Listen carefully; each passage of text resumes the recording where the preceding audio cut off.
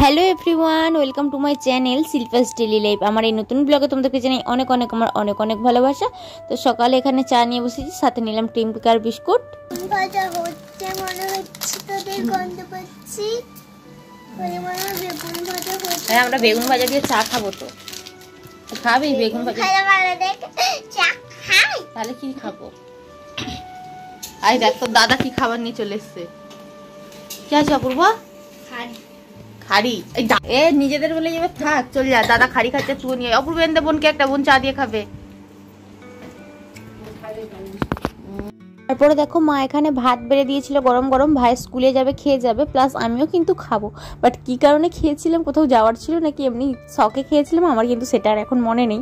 তো যাই হোক, আজকে কিন্তু আমার ডক্টর দেখানো ছিল, ডক্টর তো দেখিয়ে এসেছি। আর আসার সময় দেখো ভাইয়ের জন্য এটা নিয়ে আসা হয়েছে। এটা হচ্ছে লাভ বাইট, সম্ভবত একটা নতুন কেক বেরিয়েছে, তো সেটাই আনা হয়েছে। খেতে কিন্তু বেশ ভালো ছিল, তবে খুব যে ভালো তা নয়, মোটামুটি।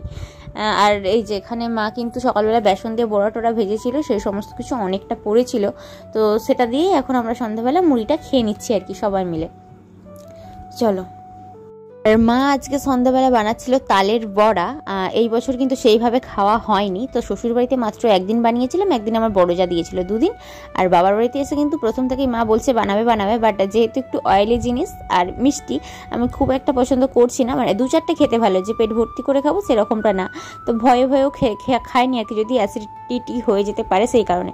তো মা বললো তো ভাদ্র মাস প্রায় শেষ, এবার যদি বানিয়ে না ফেলি এখন, মানে শ্রাবণ মাস শেষ, ভাদ্র মাস চলছিল তখন, তো এরপরে তো আর বর্ষা শেষ হয়ে গেলে পাওয়া যাবে না তাল, তো সেই কারণে বানিয়ে নিচ্ছে। বাট ছোটবেলায় কিন্তু আমি ভীষণ খেতাম এগুলো।